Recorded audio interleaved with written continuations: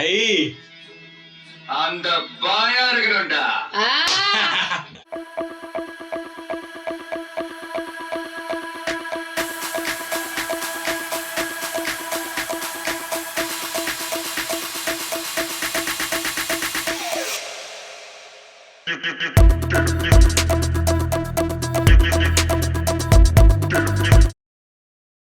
എൻജോയ്യുടെ പുതിയ റിയാക്ഷൻ വീഡിയോയിലേക്ക് സ്വാഗതം. അപ്പൊ നമ്മൾ ഇന്ന് റിയാക്ഷൻ ചെയ്യാൻ പോകുന്നത് നമ്മളുടെ വിജയണ്ണന്റെ തുപ്പാക്കി മൂവിയിലെ ക്ലൈമാക്സ് രംഗമാണ്. നമ്മൾ കണ്ടിട്ടുണ്ടായിരുന്നു പ്രീ ക്ലൈമാക്സിൽ എന്തായിരുന്നു ആ ഒരു ഷിപ്പിലോ ബോട്ടിലോ എന്തോ സംഭവത്തിലോ അതായത് നല്ല രീതിയിൽ തന്നെ ട്രാക്ക് ചെയ്ത് ഒരു ഓൾമോസ്റ്റ് ഒരു ഗെയിം പോലെ ഉണ്ടായിരുന്നല്ലോ ശരിക്ക്.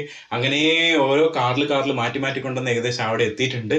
എന്തായിരിക്കും ഫേസ് ഓഫ് ആണ് ശരിക്കും മെയിനായിട്ട് ക്ലൈമാക്സ് എന്ന് പറയുമ്പോൾ. കാരണം ഇത്രയും മുഴുവൻ സമയത്ത് ആദ്യമായിട്ടാണ് വില്ലനും നായകനും കണ്ടുമുട്ടുന്നത്. അവര് കണ്ടുമുട്ടിയ സ്ഥലത്താണ് നമ്മൾ നിർത്തിയത്. അപ്പൊ അതിനുശേഷം എന്താന്നുള്ളത് നമുക്ക് നേരെ ആ സീലിട്ട് പോകാം. റെഡി?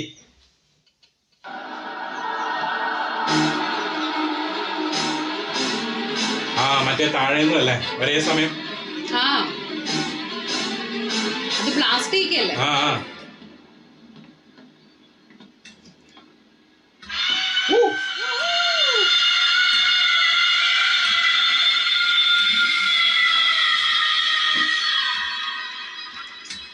ോ എന്നാ പേരണ്ടി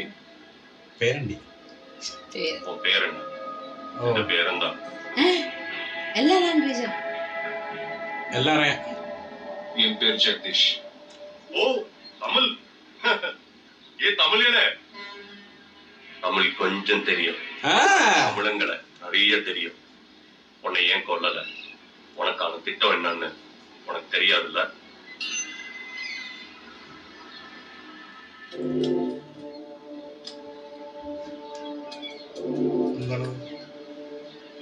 കൊല്ലാണ്ട് കൊണ്ടുവന്നേക്കണെന്നല്ല நீ பார்க் பண்ண வந்தீங்க. ஐயோ பணி பணி. இந்த வண்டியில என்ன இருக்குன்னு பாரு. ஓ இத வெடிக்க வைக்க போறது இல்ல. போலீஸ்க்கு இன்ஃபார்ம் பண்ணிடுவோம். இது யாரு வெச்சதுன்னு கேள்வி வரும். அப்போ അയ്യോ എല്ലാത്തിനും റെക്കോർഡ്. പണി പണി പണി. ഓ വേറെ രീതിയിൽ ഗെയിം കളിച്ചേക്കണ് വില്ലൻ. போலீஸ் ஒன்று தேடி வரும்போது நாங்க உன்னை கொண்டு இருப்போம். உன் டீம்மேட்ஸ் எல்லாரையும் தான். உன்னை கொன்னது, அந்த பாம்பை சரியான நேரத்துல ரிமூவ் பண்ணது யார் தெரியுமா? மானிட்டர் பாரு. ஜாயிண்ட் செக்ரட்டரி இன் டிஃபென்ஸ். உன்னை நீ ஷூட் அவுட் பண்ணி கொண்ட 12 பேரையும் இவரோட டீம் தான் கொண்டாங்கன்னு சொல்லுவோம். நீ ஒரு டபுள் ஏஜென்ட்னு அவங்களே முடிவு பண்ணிடுவாங்க. அடுத்த டிஃபென்ஸ் செக்ரட்டரியா ப்ரமோட் ஆயிடுவாரு. இது வரைக்கும் இந்தியன் ஆர்மியில மட்டும்தான் ஸ்லீப்பர் செல்ஸ் இல்ல. இவர் மூலமா நிறைய ஸ்லீப்பர் செல்ஸ் இந்தியன் ஆர்மியில சேர வச்சு என்ன வேணாலும் பண்ணுவோம். சவுண்ட் சாகக்கூடாது. நான் சாகக்கூடாது. ஆர்மியில ஸ்லீப்பர் செல்ஸ் நாட்டுக்கு கேன்சர். நான் எடுத்து தப்பிக்கணும். സൂയിസൈഡ് മാറി അല്ലേ?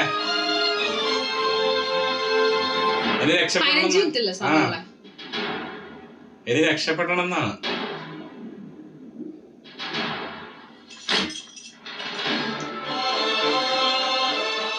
ഓ Do you have any death wish? What is it called? கடைசி ஆசை. நல்ல சவுண்ட். நான் உன்கிட்ட அடி வாங்கிய சாகணும்.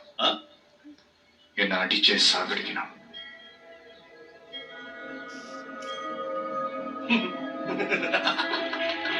അടിച്ചതാണെന്നല്ലേ? सुना? इसकी आखिरी तमन्ना है कि इसको मार मार के मार डालूं. ठीक है? ഒരു ഫൈറ്റ് ഇല്ലല്ലോ. ആ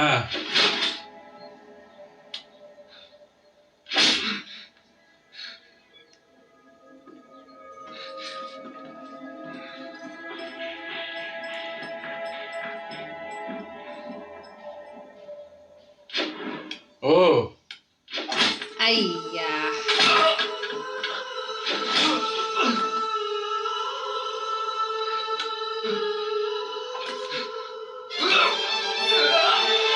ടോർച്ചർ ചെയ്യുന്നു. ആ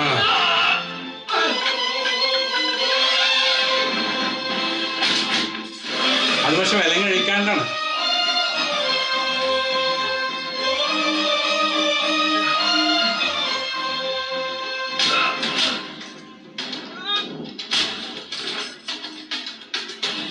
ഓ എൻജോയ് ചെയ്യുന്നു. ആ കാരണം വെച്ചാല് പ്ലാൻ കൂടുതൽ നടക്കില്ലേ. പക്ഷെ വില കഴിക്കാണ്ട് അടിക്കുന്നു, അതാണ്.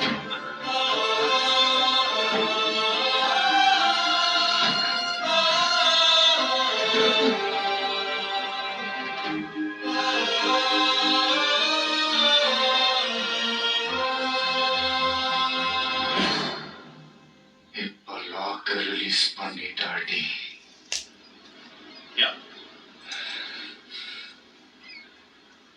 லாக்கர் ரிலீஸ் பண்ணிட்டாடி. ഓ അടിച്ചിട്ട് കൊള്ളാണ്ടാവും.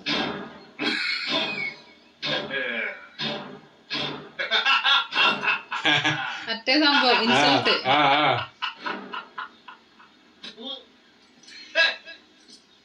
सुनो, तुम्हारे मालिक ने मुझे हाथ बांध के मारा.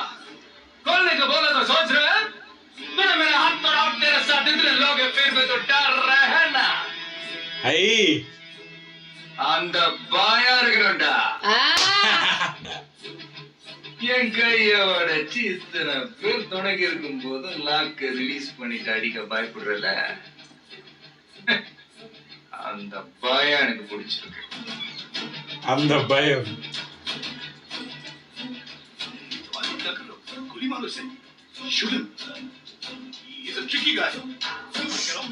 Tricky game. ആ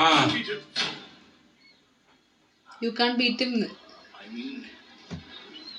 ഇൻസൾട്ട്.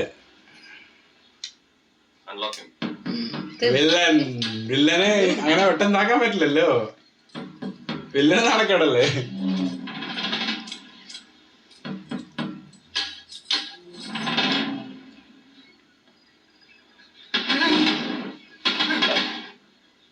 ആദ്യം ചെറിയൊരു അവസ്ഥ കാണിക്കുന്നതാണ് അതുപോലെ ഉണ്ട് അല്ലേ, ചെറിയൊരു കോൺഫിഡൻസ് കൊടുക്കാൻ.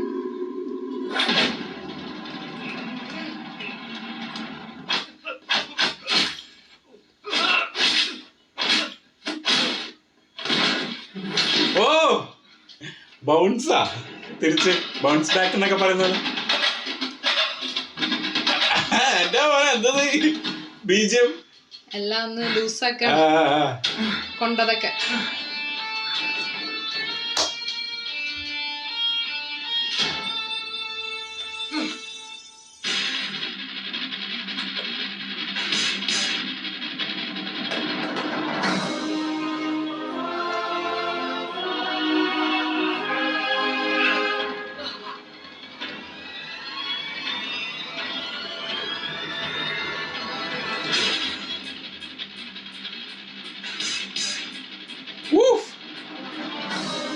ഗൂസ് ബംപ് സീൻ കാണിച്ച സാധനങ്ങളൊക്കെ.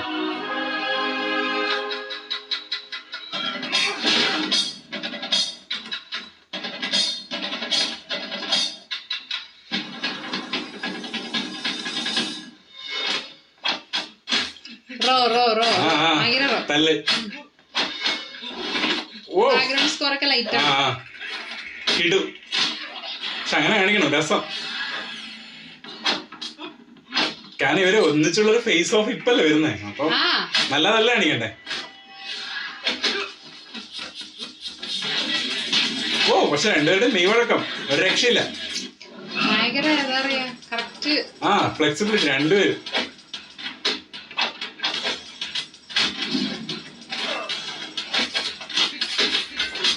ഫാസ്റ്റ് അല്ലേ, എല്ലാം രണ്ടുപേരും ഏകദേശം ഓരോ ബുദ്ധിയല്ലേ? ആ ശക്തിയും ബുദ്ധിയൊക്കെ ഏകദേശം ഒരുപോലെ കാണിച്ചത്.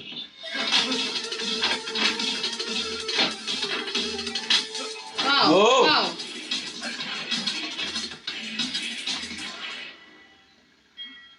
ആ അല്ലേ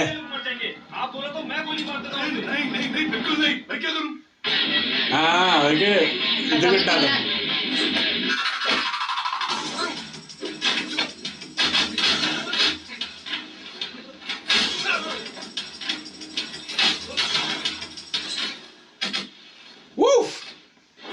എന്താ സാധനല്ല രണ്ട്. പക്ഷെ ഒട്ടിലൊരു ആർട്ടിഫിഷ്യൽ ഇല്ല ഇല്ല ഇല്ല ഇല്ല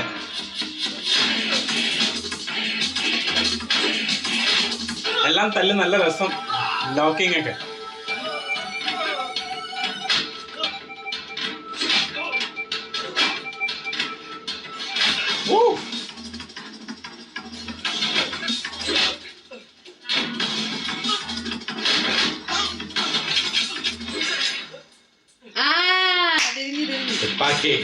കയ്യിൽ കിട്ടി, അവസാനം കിട്ടി. 35 സെക്കൻഡാ കറക്റ്റ്. ആ ടൈം തന്നെ ഉണ്ടായിരുന്നു. ഫസ്റ്റ് ആളെ തന്നെ വന്ന് പറഞ്ഞോണ്ടിരിക്കുന്നുണ്ടായിരുന്നു.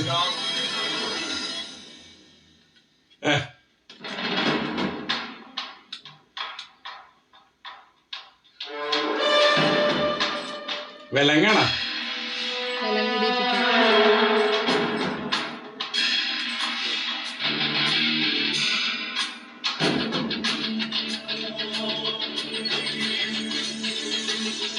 കൊണ്ടോണോ?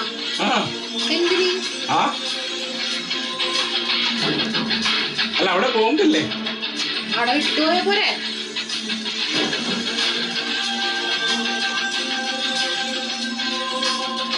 അല്ല കൂട്ടത്തിലുള്ള ഇപ്പൊ എല്ലാരും ഒരുമിച്ച് തകരുന്ന കാണിക്കാനിരിക്കും ചിലപ്പോട്ടാ.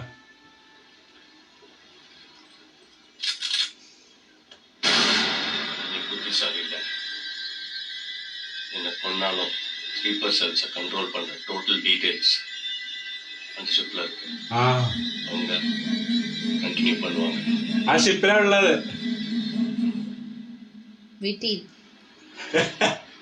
സമയാവനെ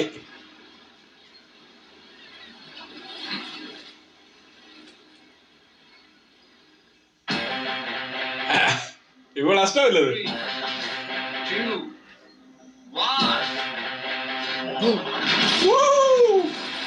കൺട്രോൾ ചെയ്യാനുള്ള എല്ലാം തീർന്ന്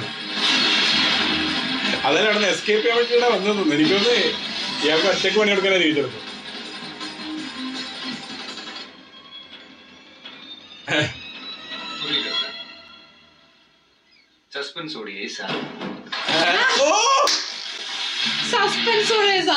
എന്നിട്ട് അവിടെ വേഗം കൊല്ലിച്ചത്. ഓ ആ മറ്റേത് ഒഫീഷ്യൽ അല്ലേ? ഡിഫൻസ് സെക്രട്ടറി എന്തോ പറഞ്ഞു. എത്ര പെട്ടെന്നല്ലേ തീർത്തപ്പടം അവിടെ. கல்யாணம் பண்ணி அனுப்பியிருக்கலாம். இங்கேயே அப்படிதான், யார் சொல்லி கேக்குறாங்க? இதுலயே சீரியஸ் கிடையாது, என்ன பண்றது? சூப்பர் ஜோடி sir. You know one thing, இன்னைக்கு அவங்க இப்படி ஒன்னா இருக்காங்கன்னா அதுக்கு காரணமே நான். நீங்களா? Yes sir. நம்ம வந்த அன்னைக்கு அவங்க அப்பா அவசரமா கூட்டு போனார்ல, அது இந்த பொண்ணை பார்க்கதான். அவன் பிடிக்கலன்னா அப்புறம் அவ பிடிக்கலன்னா அப்புறம் 2 பேருக்கும் பிடிக்கும் போது எவனோ ஒரு பண்ணாட வந்து கன்ஃபியூஸ் பண்ணி இப்பதான் எல்லாமே சால்வ் ஆயிருக்கு. ஆமா, நீங்க எப்படி இவங்களை சேர்த்து வச்சேன்னு சொல்றீங்க? இதுக்கிடையில ஒரு பன்னாடு உள்ள பூந்தான்னு சொன்னீங்க, அந்த பன்னாடியே நான்.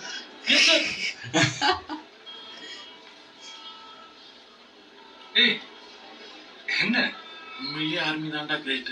இன்னும் 11 மாசம் எங்கேயோ பணியிலையோ பாலைவனத்திலயோ சின்ன டென்ட் போட்டு விளக்கு வெளிச்சத்துல இந்த 40 நாள் லீவில் நடந்ததை நினைச்சிட்டு ஃபேமிலி போட்டோவை திரும்ப திரும்ப பார்த்துக்கிட்டு அப்படியே வாழணும்ல.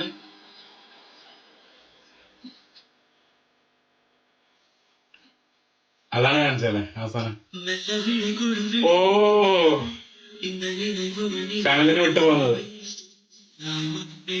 സത്യം.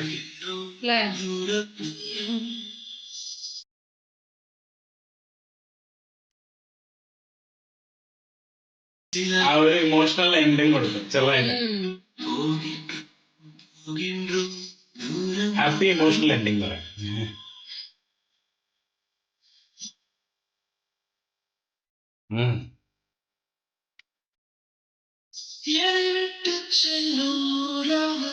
എല്ലാവരുടെയും കാണിച്ചല്ലോ ഒരേ സമയം. കാണിക്കണ അല്ലേ? എല്ലാവരുടെ ഒരുമിച്ച് കളിക്കുന്നുണ്ട്. അതും തുടങ്ങി എടുക്കാൻ നിർത്തി റെയിൽവേ സ്റ്റേഷൻ.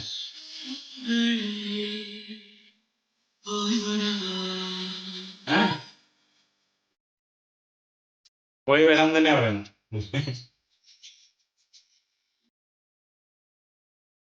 ഈ ഡ്രസ്സിലാണ് രസമുണ്ട്.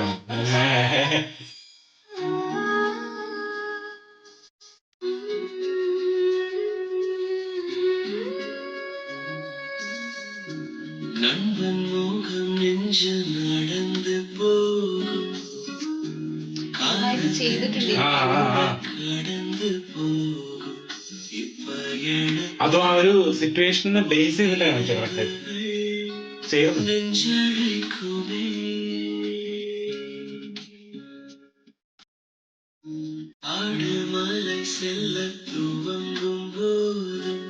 ഓ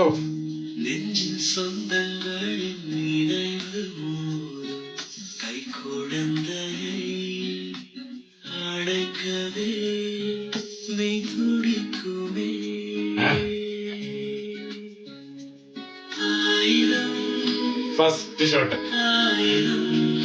ആ